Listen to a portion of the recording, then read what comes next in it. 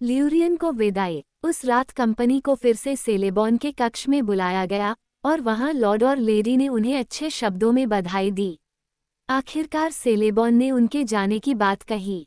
उन्होंने कहा, अब समय आ गया है जब जो लोग खोज जारी रखना चाहते हैं उन्हें इस भूमि को छोड़ने के लिए अपने दिलों को कठोर करना चाहिए। जो लोग अब आगे नहीं बढ़ना चाहते हैं वे कुछ समय के लिए यहाँ रह सकते हैं, लेकिन चाहे वे रहें या जाएं, कोई भी शांति के बारे में सुनिश्चित नहीं हो सकता, क्योंकि हम अब कयामत के किनारे पर आ गए हैं। यहाँ जो लोग चाहते हैं वे उस समय के आने का इंतजार कर सकते हैं जब तक कि दुनिया के रास्ते फिर से खुल न जाएं, या हम उन्हें लुरियन की अंतिम ज़रूरत के लिए बुलाएं। फिर वे अपनी ज़मीन पर लौट सकते हैं या फिर युद्ध में मारे गए लोगों के लंबे घर जा सकते हैं। वहाँ सन्नाटा छा गया। सभी ने आगे बढ़ने का संकल्प लिया। गैलाड्रियल ने उनकी आंखों में देखते हुए कहा। बोरोमीर ने कहा, जहाँ तक मेरा सवाल है, मेरे घर का रास्ता आगे की ओर है, पीछे की ओर नहीं। ये सच है, सेलेबॉन ने कहा, लेकिन क्या ये पूरी कंपनी आपके साथ मिनस तिरिथ जा रही है? हमने अभी अपना रास्ता तय नहीं किया है, आरागोर्न ने कहा। लोथलुरियन से आगे मुझे नहीं पता कि गैंडाल्फ क्या करना चाहता था। वास्तव में मुझे नहीं लगता कि उसका भी कोई स्पष्ट उद्देश्य था। शायद नहीं, सेलेबॉन ने कहा, लेकिन जब आप इस देश को छोड़ देंगे तो आप ग्रेट रिवर को कभी नहीं भूल पाएंगे। जैसा कि आप में से कुछ लोग अच्छी तरह से जानते हैं, लुरियन और गोंडोर के बीच सामान के साथ यात्री इसे नाव से ही पार कर सकते हैं। और क्या उस गिलियथ के पुल टूट नहीं गए हैं और सभी लैंडिंग अब दुश्मन के कब्जे में नहीं हैं? बैकवोट तुम किस ओर यात्रा करोगे? मिनस तिरिथ का रास्ता इसी ओर, पश्चिम की ओर है, लेकिन क्वेस्ट की सीधी सड़क नदी के पूर्व में गहरे किनारे पर है। अब तुम कौन सा किनारा चुनोगे? अगर मेरी सलाह मानी जाए तो ये पश्चिमी तट और मिनस तिरिथ का रास्ता होगा, बोरोमीर ने जवाब दिया। लेकिन मैं कंपनी का नेता नहीं हूँ। बाकी लोगों ने कुछ नहीं कहा और आरागोर्न संदिग्ध और परेशान दिखाई दिया। मैं देख रहा हूँ कि तुम अभी तक नहीं जानते कि क्या करना है, सेलेबॉन ने कहा। तुम्हारे लिए चुनना मेरा काम नहीं है, लेकिन मैं तुम्हारी मदद करूँगा जैसा मैं कर सकता हूँ। कुछ ऐसे लोग हैं जो तुम्हें यह नहीं बता सकते कि क्या करना है।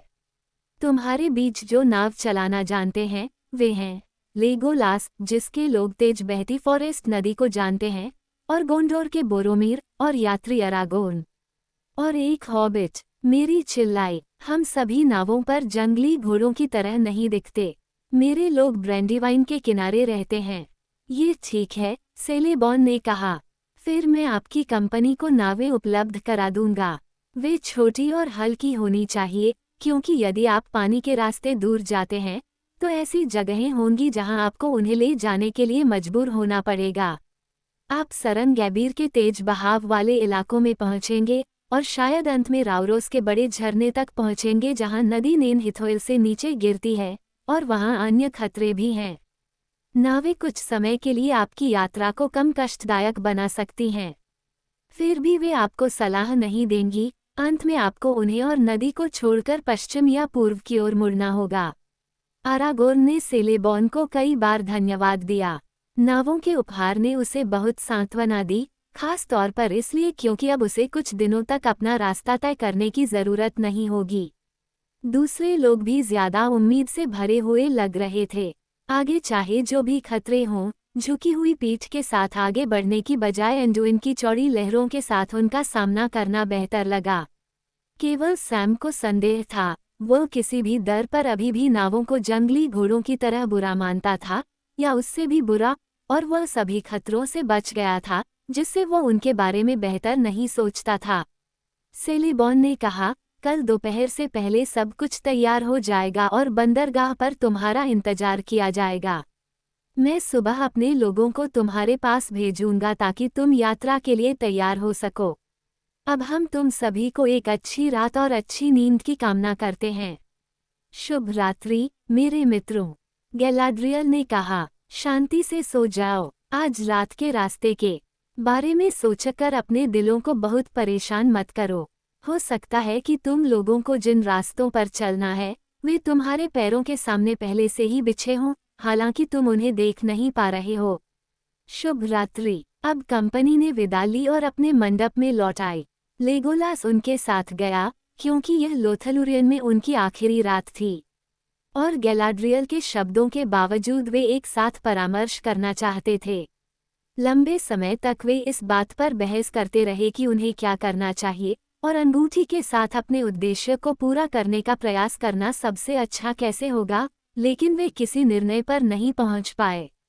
ये स्पष्ट था कि उनमें से अधिकांश पहले मिनस तिरित जाना चाहते थे और कम से कम कुछ समय के लिए दुश्मन के आतंक से बचना चाहते थे। वे नदी के पार और मोडोर की छाया में एक नेता का अनुसरण करने के लिए तैयार थे, लेकिन फ्रोडो ने एक शब्द भी नहीं कहा और आरागोर्न अभी भी अपने मन में विभाजित था। गैंडाल्फ जब तक उनके साथ रहा, उसकी योजना बोरोमीर के साथ जाने और अपनी तलवार से गोंडोर को छुड़ाने की थी, क्योंकि उसका मानना था कि सपनों का संदेश एक आह्वान था और वह समय आ गया था जब आखिरकार अलेंडिल के वारिस को आगे आना चाहिए और सौरोन के साथ प्रभुत्व के लिए संघर्ष करना चाहिए। लेकिन मोरिया में गैंडाल्फ का बोझ उस पर डाल दिया गया था और वह जानता था कि अगर फ्रोडो ने अंत में बोरोमीर के साथ जाने से इनकार कर दिया तो वह अब अंगूठी नहीं छोड़ सकता। और फिर भी वह या कंपनी का कोई भी व्यक्ति फ्रोडो की क्या मदद कर सकता था, सिवाय इसके कि वह उसके साथ अंधेरे में अंधाधुंध तरीके से चले। बोरोमीर ने कहा, अगर जरूरत पड़ी तो मैं अकेले ही मिनास तिरित जाऊंगा, क्योंकि यह मेरा कर्तव्य है। और उसके बाद वह कुछ देर के लिए चुप हो गया, अपनी आंखें फ्रोडो पर टिकाए बैठा रहा, मानो वह हाफलिंग के विचारों को पढ़ने की कोशिश कर रहा हो। आखिरकार उसने फिर से धीरे से बात की, मानो वह खुद से बहस कर रहा हो। अगर आप केवल अंगूठी को नष्ट करना चाहते हैं, उसने कहा, तो युद्ध और हथियारों का कोई फायदा नहीं है और मिनास तिरित के लोग इसमें मदद नहीं कर सकते। लेकिन अगर आप डार्क लॉर्ड की सशस्त्र शक्ति को नष्ट करना चाहते हैं, तो बिना बल के उसके क्षेत्र में जाना मूर्खता है और फेंक देना मूर्खता है। वह अचानक रुक गया, जैसे कि उसे पता चल गया हो कि वह अपने विचार जोर से बोल रहा है। मेरा मतलब है कि जान गंवाना मूर्खता होगी, उसने कहा। यह एक मजबूत जगह की रक्षा करने और मौत की बाहों में खुलेआम चलने के बीच का चुनाव है। कम से कम मैं इसे इस तरह देखता हूँ। फ्रोडो ने बोरोमीर की नज़र में कुछ नया और अजीब देखा और उसने उसे ध्यान से देखा। स्पष्ट रूप से बोरोमीर का विचार उसके अंतिम शब्दों से अलग था। इसे फेंकना मूर्खता होगी क्या? शक्ति की अंगूठी, उसने परिषद में कुछ ऐसा ही कहा था, लेकिन फिर उसने एलरोंड के सुधार को स्वीकार कर लिया था। फ्रोडो ने आरागोर्न को देखा, लेकिन वह अपने विचारों में डूबा हुआ लग रहा था और उसने कोई संकेत नहीं दिया कि उसने बोरोमीर के शब्दों पर ध्यान दिया था। और इस तरह उनकी बहस समाप्त हो गई। मेरी और पिप्पिन पहले ही सो चुके थे और सम सिर हिला रहा था। रात पुरानी हो रही थी। सुबह जब वे अपना पतला सामान पैक करने लगे, तो उनकी भाषा बोलने वाले एल्वेस उनके पास आए और उन्हें यात्रा के लिए भोजन और कपड़ों के कई उपहार लाए। भोजन ज्यादातर बहुत पतले केक के रूप में था, जो बाहर से हल्के भूरे रंग का और अंदर से क्रीम रंग का था। गिमली ने एक केक उठाया और उसे संदेह भरी नजरों से देखा। क्रम, उसने अपनी सांस के नीचे कहा, क्योंकि वह एक कुरकुरा कोने को तोड़ दिया और उसके चेहरे पर तुरंत भाव बदल गए और उसने केक का बाकी हिस्सा भी बड़े चाव से खा लिया। बैकवोट, अब और नहीं, अब और नहीं, एल्वेस हंसते हुए चिल्लाए। तुमने दिन भर की लंबी पैदल यात्रा के लिए पहले ही काफी खा लिया है। बोने ने कहा, मैंने सोचा था कि यह केवल एक प्रकार का सामान है, जैसा डेल लोग जंगल में यात्रा के लिए बनाते हैं। उन्होंने उत्तर दिया, ऐसा ही है, लेकिन हम इसे लेम्बास या वेब्रेड कहते हैं, और यह मनुष्यों द्वारा बनाए गए किसी भी भोजन से अधिक बलवर्धक है, और सभी खातों के अनुसार यह क्रम से अधिक स्वादिष्ट है। गिमली ने कहा, वास्तव में ये सच है।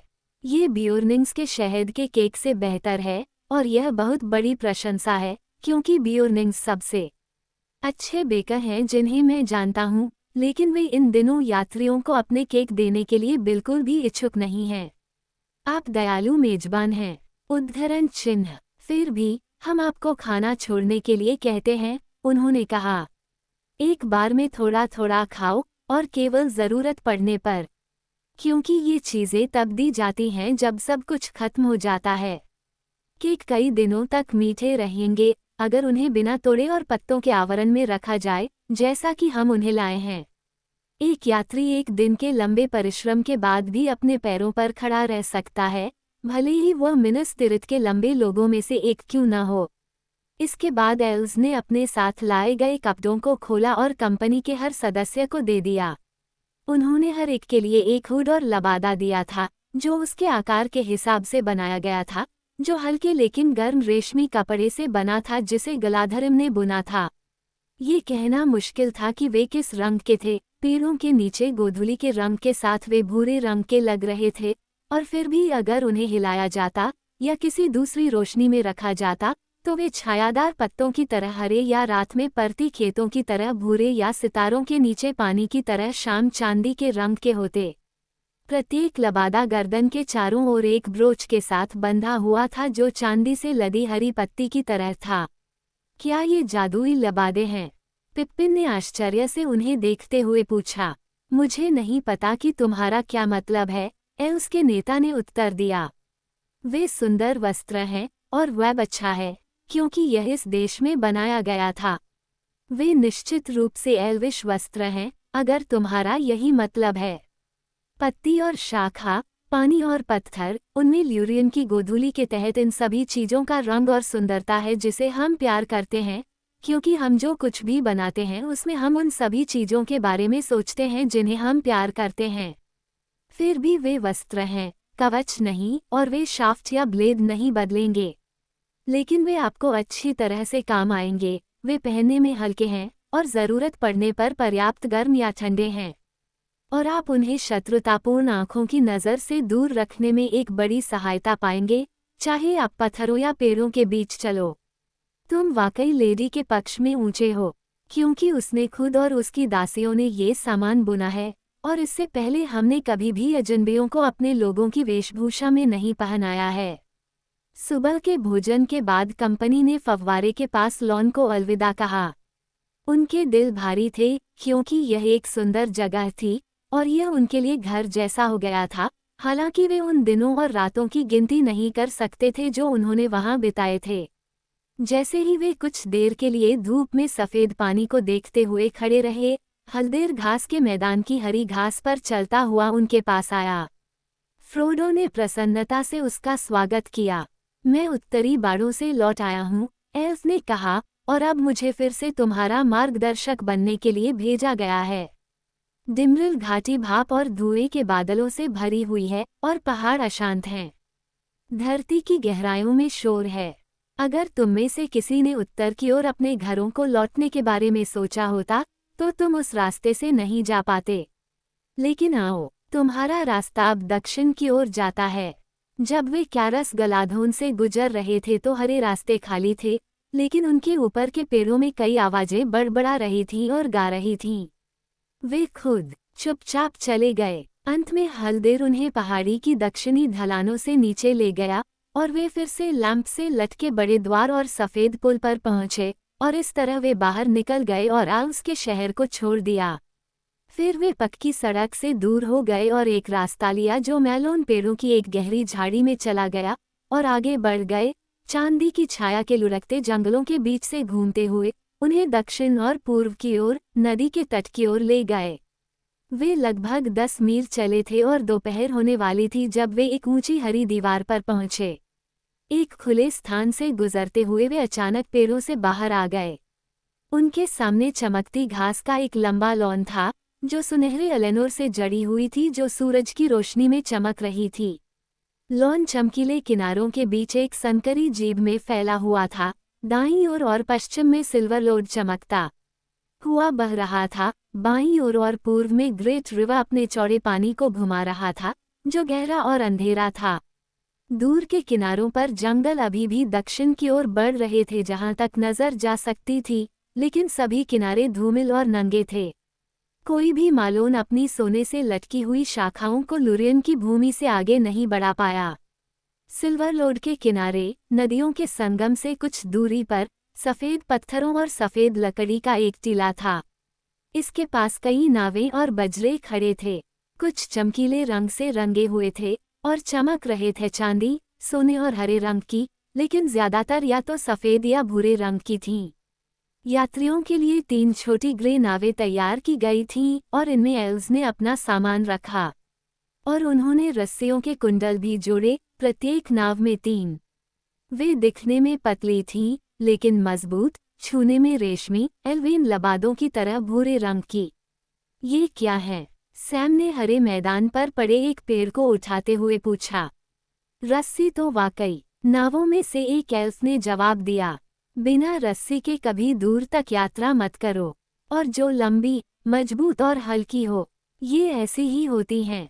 ये कई ज़रूरतों में मददगार हो सकती हैं। तुम्हें मुझे ये बताने की ज़रूरत नहीं है, सैम ने कहा। मैं बिना किसी रस्सी के आया था और तब से मैं चिंतित हूँ। लेकिन मैं सोच रहा था कि ये किस चीज़ से बने हैं। रस्सी बनाने के बारे में थोड़ा बहुत जानता हूँ, जैसा कि आप कह सकते हैं, ये परिवार में है। वे हिथलेन से बने हैं, एल्फ ने कहा, लेकिन अब उन्हें बनाने की कला में आपको सिखाने का समय नहीं है। अगर हमें पता होता कि यह शिल्प आपको पसंद है, तो हम आपको बहुत कुछ सिखा सकते थे। लेकिन अब अफसोस, जब तक आप कभी यहाँ वापस नहीं आते, आपको हमारे उपहार से संतुष्ट होना चाहिए। यह आपके लिए अच्छा हो।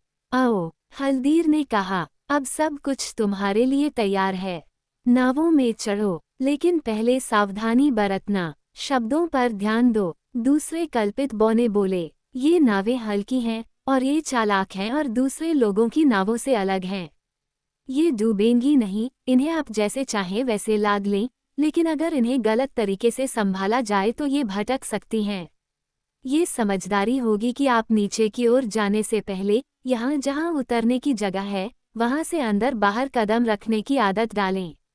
कंपनी इस तरह से व्यवस्थित थी। आरागोर्न, फ्रोडो और सैम एक नाव में थे, बोरोमीर, मेरी और पिप्पिन दूसरी में, और तीसरी में लेगोलास और गिमली थे, जो अब पक्के दोस्त बन गए थे।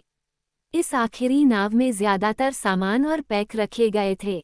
नावों को छोटे हैंडल वाले पैडल से चलाया और चलाया जाता था, जिनमें चौड़े पत्तों के आकार के ब्लेड होते थे। जब सब कुछ तैयार हो गया तो आरागोर्न ने उन्हें सिल्वर लोड तक एक परीक्षण के लिए ले गया। धारा तेज थी और वे धीरे धीरे आगे बढ़े। सैम धनुष पर बैठा था, किनारों को पकड़े हुए, और उत्सुकता से किनारे की ओर देख रहा था। पानी पर चमकती हुई सूरज की रोशनी उसकी आंखों को चकाचौंध कर रही थी।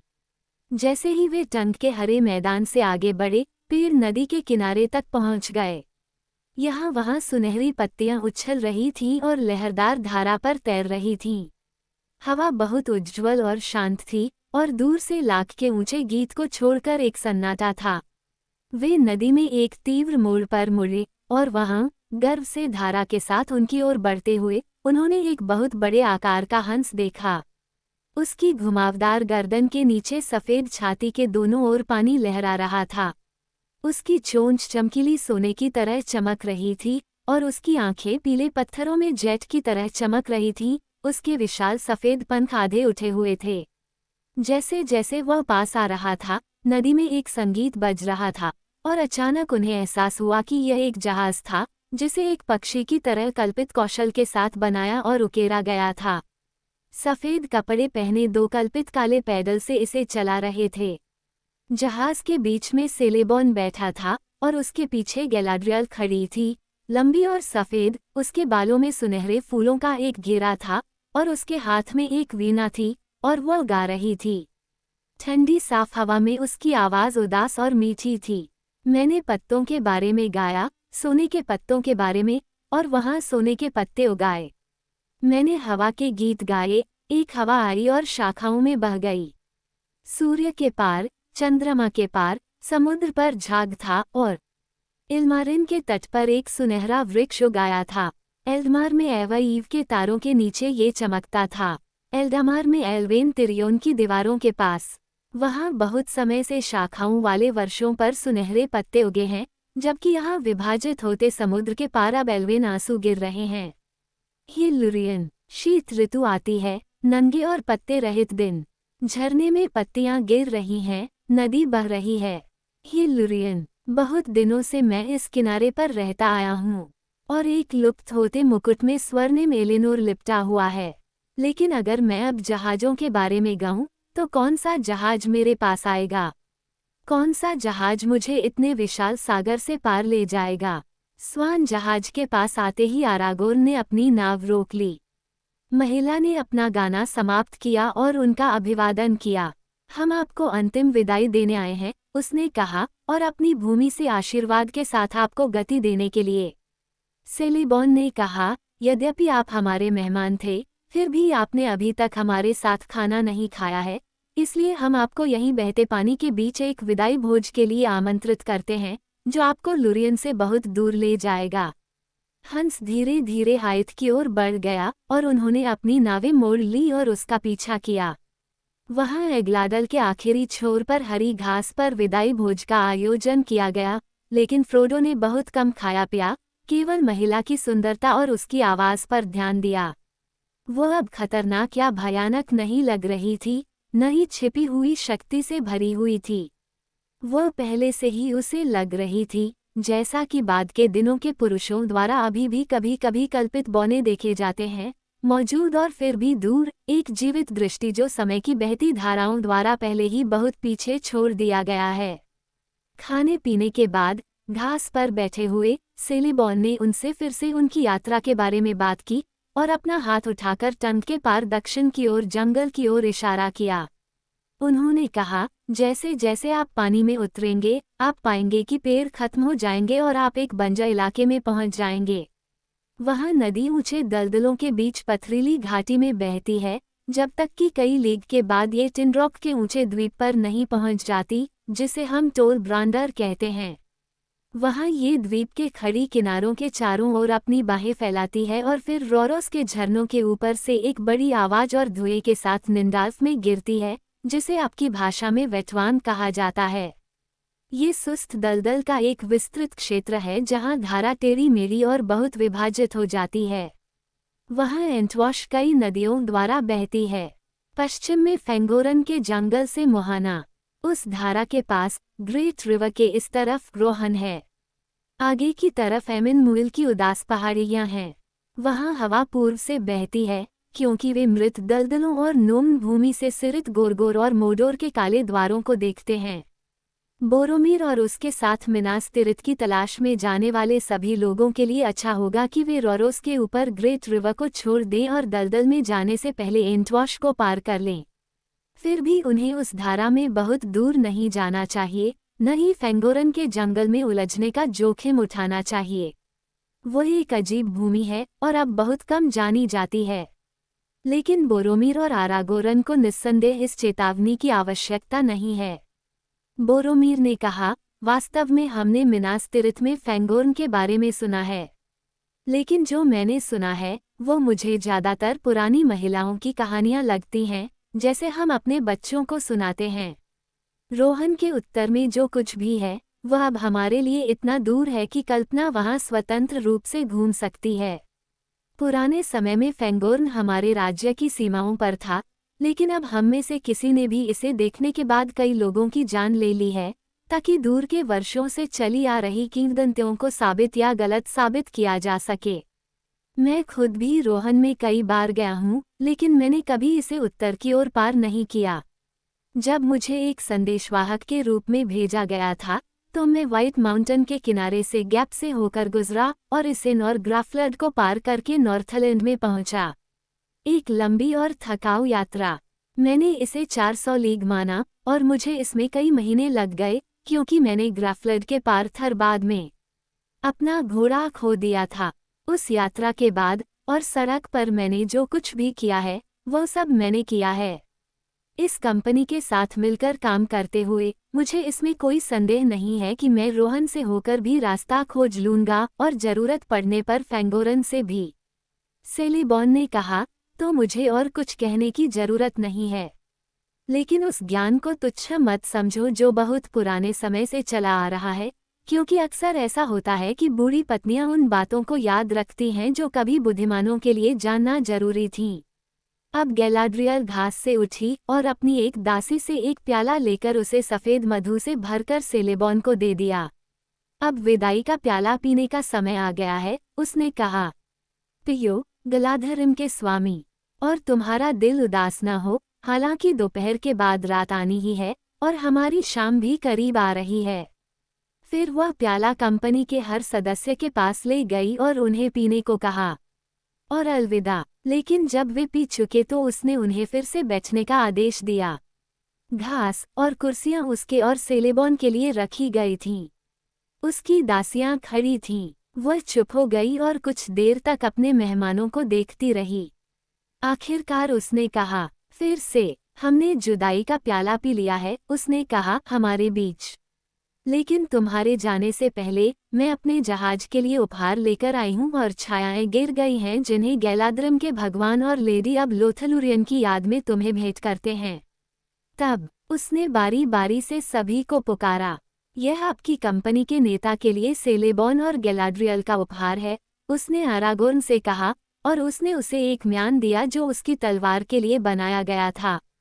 ये चांदी और सोने से बने फूलों और पत्तियों की एक जाली से मड़ा हुआ था और इस पर कई रत्नों से बने एल्वेन रून्स में एंड्रल नाम और तलवार की वंशावली लिखी हुई थी। उसने कहा, इस म्यान से निकाला गया ब्लेड हार जाने पर भी दागदार या टूटा हुआ नहीं होगा। लेकिन क्या तुम मुझसे हमारे विदा होने पर कुछ और चाहते हो? क्योंकि हमारे बीच अंधकार बहेगा और हो सकता है कि हम फिर कभी न मिलें, जब तक कि ये दूर ऐसी सड़क पर न हो जहां से वापस लौटना संभव न हो। और आरागोर्न ने उत्तर दिया, लेडी, आप मेरी सारी इच्छाएं जानती हैं और आपने लंबे समय से उस एकमात्र खजाने को अपने पास रखा है जिसकी मुझे तलाश है। फिर भी यह आपको मुझे देने का अधिकार नहीं है, भले ही आप चाहें, और केवल अंधकार के माध्यम से ही मैं इसे प्राप्त कर सकता हूँ। फिर भी शायद ये तुम्हारे दिल को हल्का कर देगा, गलाड्रियल ने कहा, क्योंकि यह मेरे पास तुम्हें देने के लिए छोड़ दिया गया था, अगर तुम इस देश से गुजरो। फिर उसने अपनी गोद से एक साफ हरे रंग का बड़ा पत्थर उठाया, जो एक चांदी के ब्रोच में जड़ा था जो फैले हुए पंखों के साथ एक ईगल की आकृति में बनाया गया था, और जैसे ही उसने उसे उठाया, मणि चमक उठी, जैसे वसंत के पत्तों के बीच से सूरज चमक रहा हो। ये पत्थर मैंने अपनी बेटी सेलेब्रुनन को दिया था, और उसने अपनी बेटी को, और अब यह आशा की निशानी के रूप में तुम्हारे पास आया है। इस घड़ी में वह नाम लो जो तुम्हारे लिए भविष्यवाणी की गई थी, अलेसा, अलेंडल के घर का एल्फिस्टोन। तब आरागोर्न ने पत्थर लिया और ब्रोच को अपनी छाती पर पिन किया, और जिन्होंने उसे देखा वे आश्चर्यचकित हो गए, क्योंकि उन्होंने पहले नहीं देखा था कि वो कितना लंबा और राजसी था, और उन्हें ऐसा लगा कि उसके कंधों से कई वर्षों की मेहनत का बोझ उतर गया है। आपने मुझे जो उपहार दिए हैं, उसके लिए मैं आपका धन्यवाद करता हूँ, उसने कहा, हे लुरियन की महिला, जिनसे सेलेब्रन और आर्वेन इवनस्टार पैदा हुए थे। मैं इससे अधिक क्या प्रशंसा कर सकता हूँ? लेडी ने अपना सिर झुकाया और फिर बोरोमीर की ओर मुड़ी और उसे सोने की एक बेल्ट दी, और मैरी और पिप्पिन को उसने छोटी चांदी की बेल्ट दी, जिनमें से प्रत्येक में सुनहरे फूल की तरह एक क्लैस्प था। लेगोलास को उसने गैलाद्रिम जैसा धनुष दिया, जो मिरकुड के धनुषों से लंबा और मोटा था, और एल्फ बालों की एक माला से बंधा था। इसके साथ तीरों का एक तरकश था। तुम्हारे लिए छोटे माली और पेड़ों के प्रेमी, उसने सैम से कहा, मेरे पास केवल एक छोटा सा उपहार है। उसने उसके हाथ में सादे भूरे रंग की लकड़ी का एक छोटा सा बक्सा दिया, ढक्कन पर एक चांदी के रून को छोड़कर बिना किसी सजावट के। यहाँ जी सेट है जो गैलाड्रियल के लिए है, उसने कहा, लेकिन यह आपकी भाषा में बगीचे के लिए भी हो सकता है। इस बक्से में मेरे बगीचे की मिट्टी है, और गैलाड्रियल के पास अभी भी जो आशीर्वाद है वह इस पर है। यह आपको आपके रास्ते पर नहीं रखेगा, न ही किसी खतरे से आपकी रक्षा करेगा, लेकिन अगर आप इसे रखते हैं और आखिरकार अपने घर को फिर से देखते हैं, तो शायद यह आपको पुरस्कृत कर सकता है। हालांकि आपको सब कुछ बंजर और बर्बाद मिलेगा, लेकिन मध्य पृथ्वी में बहुत कम बगीचे होंगे जो आपके बगीचे की तरह खिलेंगे, अगर आप इस मिट्टी को वहां छिड़कते हैं। तब आप गैलाड्रियल को याद कर सकते हैं, और ल्यूरियन की दूर की झलक देख सकते हैं, जिसे आपने केवल हमारी सर्दियों में देखा है। क्योंकि हमारा वसंत और हमारी गर्मियां बीत चुकी हैं, और वे कभी नहीं होंगी। पृथ्वी पर फिर से देखा गया, स्मृति में बचाकर। सैम के कान लाल हो गए और उसने कुछ अस्पष्ट बातें बुदबुदाईं। जैसे ही उसने बॉक्स को पकड़ लिया और जितना हो सका झुक गया। और एक बौना एल्वेस से क्या उपहार मांगेगा? गैलाड्रियल ने गिमली की ओर मुड़कर पूछा। गिमली ने उत्तर दिया, कोई नहीं, लेडी। मेरे लिए गैलाद्रिम की लेडी को देखना और उसके कोमल शब्द सुनना ही काफी है। सब कल्पित बौने सुनो, उसने अपने आसपास के लोगों से कहा। कोई भी फिर से यह न कहे कि बौने लालची और निष्ठुर होते हैं। फिर भी, निश्चित रूप से, ग्लूइन के बेटे गिमली, क्या तुम कुछ ऐसा चाहते हो जो मैं दे सकूं? नाम बताओ, मैं तुमसे कहता हूँ। तुम अकेले मेहमान नहीं होगे जिनके पास कोई उपहार नहीं होगा। गिमली ने झुककर और हकलाते हुए कहा, कुछ भी नहीं है, लेडी गैलाड्रियल। कुछ भी नहीं, जब तक कि ऐसा न हो, जब तक कि पूछने की अनुमति न हो। नहीं, आपके बालों का एक भी ऐसा रेशा बताए जो धरती के सोने से बेहतर हो, जैसे तारे खदान के रत्नों से। मैं ऐसा कोई उपहार नहीं मांगता, लेकिन आपने मुझे मेरी इच्छा बताने का आदेश दिया। कल्पित बौने आश्चर्य से बुदबुदाने लगे और सेलेबॉन ने बौने को आश्चर्य से देखा, लेकिन महिला मुस्कुराई। ऐसा कहा जाता है कि बौनों का कौशल उनकी जीभ में नहीं बल्कि उनके हाथों में होता है, उसने कहा, लेकिन ये गिमली के बारे में सच नहीं है। क्योंकि किसी ने भी मुझसे इतना साहसी और फिर भी इतना विनम्र अनुरोध नहीं किया है। और मैं कैसे मना कर सकता हूँ, क्योंकि मैंने उसे बोलने का आदेश दिया है। लेकिन मुझे बताओ, तुम ऐसे उपहार का क्या करोगे? इसे संभाल कर रखना, लेडी, उसने जवाब दिया। हमारी पहली मुलाकात में तुमने जो शब्द कहे थे, उनकी याद में। और अगर मैं कभी अपने घर की लोहारियों के पास लौटूंगा, तो इसे मेरे घर की विरासत के रूप में अविनाशी क्रिस्टल में जड़ दिया जाएगा, और ये पहाड़ और जंगल के बीच हमेशा के लिए सद्भावना की प्रतिज्ञा होगी। फिर उस महिला ने अपनी एक लंबी लठ खोली और 3 सुनहरे बाल काटकर गिमली के हाथ में रख दिए। ये शब्द उपहार के साथ दिए जाएंगे, उसने कहा। मैं भविष्यवाणी नहीं करती, क्योंकि अब सारी भविष्यवाणियां व्यर्थ हैं। एक ओर अंधकार है और दूसरी ओर केवल आशा। लेकिन अगर आशा विफल नहीं होनी चाहिए, तो मैं तुमसे कहता हूँ, गिमली, ग्लूइन के बेटे, कि तुम्हारे हाथ सोने से बहेंगे, और फिर भी सोने का तुम पर कोई अधिकार नहीं होगा। और तुम, रिंग बेयरर, उसने फ्रोडो की ओर मुड़ते हुए कहा। मैं तुम्हारे पास सबसे आखिर में आती हूँ, जो मेरे विचारों में आखिरी नहीं है। तुम्हारे लिए मैंने इसे तैयार किया है। उसने एक छोटी सी क्रिस्टल की शीशी उठाई, जब वो उसे हिलाती थी तो वह चमकती थी, और उसके हाथ से सफ़ेद रोशनी की किरणें निकलती थीं। इस शीशी में, उसने कहा, एड्रेंडल के तारे की रोशनी कैद है, जो मेरे फव्वारे के पानी के बीच में स्थित है। जब रात तुम्हारे चारों ओर होगी तो यह और भी तेज चमकेगी। यह अंधेरे स्थानों में तुम्हारे लिए एक रोशनी हो सकती है, जब अन्य सभी रोशनी बुझ जाती हैं। गैलाड्रियल और उसके दर्पण को याद करो। फ्रोडो ने शीशी ले ली, और एक पल के लिए जब वो उनके बीच चमकी, तो उसने देखा कि वह फिर से रानी की तरह खड़ी है, महान और सुंदर, लेकिन अब भयानक नहीं। उसने सिर झुकाया, लेकिन कहने के लिए कोई शब्द नहीं मिला। अब लेडी उठी और सेलेबॉन उन्हें वापस हाइट की ओर ले गया। चंद की हरी भूमि पर एक पीली दोपहर थी और पानी चांदी से चमक रहा था। आखिरकार सब कुछ तैयार हो गया। कंपनी ने पहले की तरह नावों में अपनी जगह ले ली। विदाई रोते हुए, ल्यूरियन के कल्पित बौने लंबे भूरे डंडों के साथ उन्हें बहते हुए नाले में फेंक दिया, और लहरदार पानी उन्हें धीरे धीरे बहा ले गया। यात्री बिना हिले डुले या बोले चुपचाप बैठे रहे। जीब के बिल्कुल किनारे के पास हरे किनारे पर लेडी गैलाड्रियल अकेली और खामोश खड़ी थी। जब वे उसके पास से गुजरे तो उन्होंने मुड़कर देखा और उनकी आंखें उसे धीरे धीरे उनसे दूर जाते हुए देख रही थीं। क्योंकि उन्हें ऐसा लग रहा था, लूरियन पीछे की ओर खिसक रहा था, जादुई पेड़ों से लदे एक चमकीले जहाज की तरह, जो भूले हुए तटों की ओर जा रहा था, जबकि वे धूसर और पत्ती रहित दुनिया के किनारे पर असहाय बैठे थे। वे देखते ही रह गए। सिल्वरलोड ग्रेट रिवर की धाराओं में चला गया, और उनकी नावें मुड़ गईं और दक्षिण की ओर तेजी से चलने लगीं। जल्द ही लेडी का सफ़ेद रूप छोटा और दूर दिखाई देने लगा। वह पश्चिम की ओर बढ़ते सूरज में दूर पहाड़ी पर कांच की खिड़की की तरह चमक रही थी, या पहाड़ से दिखने वाली एक सुदूर झील की तरह जमीन की गोद में गिरा हुआ एक क्रिस्टल। तब फ्रोडो को लगा कि उसने अंतिम विदाई में अपनी बाहें उठाई हैं, और दूर से लेकिन पीछे की हवा में उसकी आवाज़ की स्पष्ट आवाज़ आई। लेकिन अब वह समुद्र के पार एल्स की प्राचीन भाषा में गा रही थी, और वह शब्दों को नहीं समझ पाया। संगीत सुंदर था, लेकिन यह उसे सुकून नहीं दे रहा था। फिर भी, जैसा कि एल्विश शब्दों का तरीका है, वे उसकी स्मृति में अंकित हो गए, और लंबे समय बाद तक उन्होंने उनकी व्याख्या की, जितना वह कर सकते थे। भाषा एल्वेन गीत की थी और मध्य पृथ्वी पर कम ज्ञात चीजों के बारे में बात करती थी। लॉरेल लंटर लस्सी मुस्कान यजनी न्यूटिमल और आरबीमार एल्डारोन यजनी वे लिंटल युल्दर अवग्निया मियोरो माडी लिस्से मिरुवोरेवा एंडेनेनेल पेला वर्दो टेलुमार। अब आप एलेनी उम्रयो एडब्री इंद्रनेन में खाने के लिए तैयार हैं।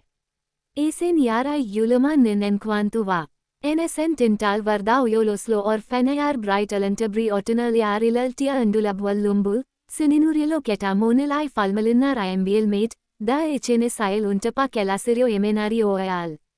यदि आप एनबी जीतते हैं तो रोमेलो वलीमार जीतें।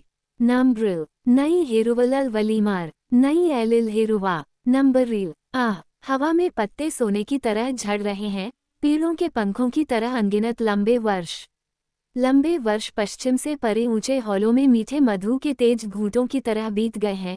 वर्दा के नीले गुंबदों के नीचे, जिसमें सितारे उसकी आवाज के गीत में कांपते हैं, पवित्र और रानी जैसी।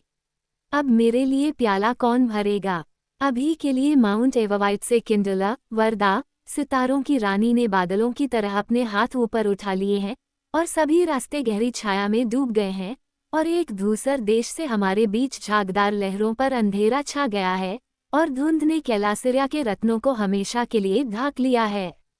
अब खो गया है, पूर्व से आने वालों के लिए वलीमार खो गया है। अलविदा। शायद तुम वलीमार को पालो। अचानक नदी एक मोड़ पर आ गई, और दोनों तरफ किनारे ऊपर उठ गए, और लुरियन की रोशनी छिप गई। फ्रोडो उस खूबसूरत जगह पर फिर कभी नहीं आया। अब यात्रियों ने अपना चेहरा यात्रा की ओर मोड़ लिया। सूरज उनके सामने था, और उनकी आंखें चमक रही थीं, क्योंकि सभी आंसू से भरे हुए थे। गिमली खुलकर रोया। उसने अपने साथी लेगोलास से कहा, मैंने आखिरी बार देखा है कि सबसे सुंदर क्या है। अब से मैं किसी भी चीज को सुंदर नहीं कहूंगा जब तक कि वह उसका उपहार न हो। उसने अपना हाथ अपनी छाती पर रख लिया। मुझे बताओ लेगोलास, मैं इस खोज पर क्यों आया हूँ? मुझे नहीं पता था कि मुख्य खतरा कहाँ है। सच में, एल्रोंड ने कहा, कि हम यह नहीं सोच सकते थे कि हमारे रास्ते में क्या हो सकता है। अंधेरे में पीड़ा वह खतरा था जिससे मैं डरता था, और इसने मुझे पीछे नहीं रोका। लेकिन मैं नहीं आता अगर मुझे प्रकाश और आनंद के खतरे का पता होता। अब मैंने इस बिछड़ने में अपना सबसे बुरा घाव सह लिया है, भले ही मुझे इस रात सीधे डार्क लॉर्ड के पास जाना पड़े। ग्लूइन के बेटे गिमली के लिए अफसोस नहीं, लेगोलस ने कहा, हम सभी के लिए अफसोस, और उन सभी के लिए जो इन दिनों दुनिया में चल रहे हैं। क्योंकि यही तो है, ढूंढना और खोना, जैसा कि उन लोगों को लगता है जिनकी नाव बहती धारा पर है। लेकिन मैं तुम्हें धन्य मानता हूँ, ग्लूइन के बेटे गिमली। अपने नुकसान के लिए तुम अपनी मर्जी से पीड़ित हो, और तुम कुछ और भी चुन सकते थे, लेकिन तुमने अपने साथियों को नहीं छोड़ा। और आपके लिए सबसे कम इनाम ये होगा कि लोथलुरियन की स्मृति आपके दिल में हमेशा स्पष्ट और बेदाग रहेगी, और न तो फीकी पड़ेगी और न ही मिटेगी। बासी हो जाओ शायद, गिमली ने कहा, और मैं आपके शब्दों के लिए आपको धन्यवाद देता हूँ। निस्संदेह सत्य शब्द, फिर भी ऐसा सारा सांत्वना ठंडा है। स्मृति वह नहीं है जो दिल चाहता है, वह केवल एक दर्पण है, चाहे वह खेलद जवरम जितना स्पष्ट हो, या ऐसा बौने गिमली का दिल कहता है। कल्पित बौने चीजों को अन्यथा देख सकते हैं। वास्तव में मैंने सुना है कि उनके लिए स्मृति एक सपने की तुलना में जागृत दुनिया की तरह अधिक है। बौनों के लिए ऐसा नहीं है, लेकिन अब इस बारे में और बात नहीं करनी चाहिए। नाव को देखो, ये सारा सामान लेकर पानी में बहुत नीचे है, और ग्रेट रिवर तेज है। मैं अपने दुख को ठंडे पानी में नहीं डुबाना चाहता। उसने चप्पू उठाया और अरागोर्न की नाव के पीछे पीछे पश्चिमी किनारे की ओर बढ़ गया, जो पहले ही बीच की धारा से बाहर निकल चुकी थी। इसलिए कंपनी ने अपना लंबा रास्ता तय किया, चौड़े और तेज बहते पानी के नीचे, हमेशा दक्षिण की ओर। दोनों किनारों पर नंगे जंगल थे और वे पीछे की जमीन की कोई झलक नहीं देख सकते थे। हवा थम गई और नदी बिना आवाज के बह रही थी। किसी पक्षी की आवाज ने सन्नाटा नहीं तोड़ा।